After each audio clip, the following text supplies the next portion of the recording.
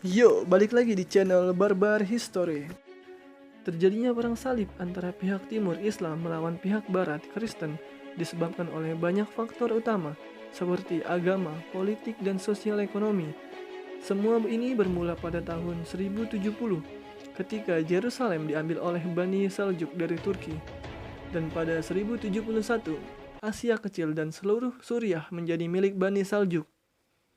Antioquia menyerah pada tahun 1084 dan pada tahun 1092 tidak ada satupun kota besar di Asia yang dikuasai oleh Kristen. Yerusalem ini merupakan kota suci bagi tiga agama sekaligus, yaitu Islam, Kristen, dan Yahudi Ortodok. Dan dikarenakan Bani Saljuk mengusir orang-orang Kristen dari kota Yerusalem, membuat umat Kristen ingin kembali mendapatkan kebebasannya dengan cara merebut kembali Yerusalem dari tangan kaum Muslim. Oleh karena itu, Kaisar Alexius Cornelius dari Bizantium mengajukan permohonan kepada Paus Urbanus II untuk mengobarkan semangat perang salib di Eropa dan merebut kembali Yerusalem dari tangan kaum Muslim. Perang salib pertama pun dimulai pada 1096 Masehi, merupakan hasil dari kampanye Paus Urbanus II dan Petrus Amin. Mereka aktif dalam mengkampanyekan perang salib di kalangan keuskupan agung. Paus pun menjamin siapa saja yang gugur semua dosanya di masa lalu akan diampuni, tidak peduli seberapa banyak pun.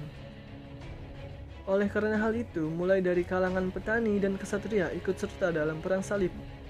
Pada 1095, kampanye tersebut berhasil mengumpulkan tentara sebanyak 150.000, yang sebagian besar berasal dari Prancis dan Normandia.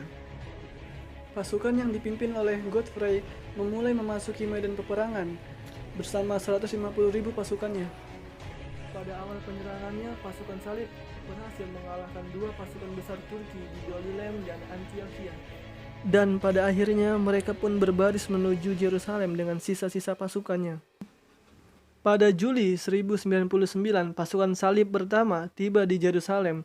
Pasukan salib ini mengerahkan sekitar 29.000 pasukan dengan 4.000 pasukan kavaleri dan 25.000 infanteri. Sebulan sebelum penyerangan, pada 7 Juni pasukan Kristen tiba di Yerusalem dan memulai membangun 3 menara pengepungan.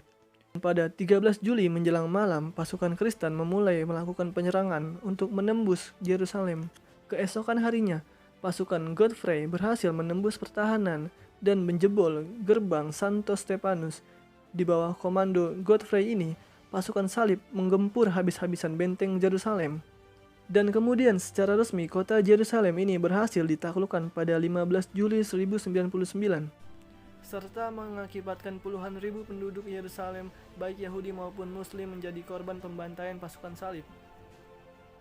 Pembantaian yang dilakukan oleh pasukan salib di Yerusalem menyebabkan munculnya kemarahan di kalangan kaum muslimin dan menjadikan perang salib berkelanjutan selama beratus-ratus tahun.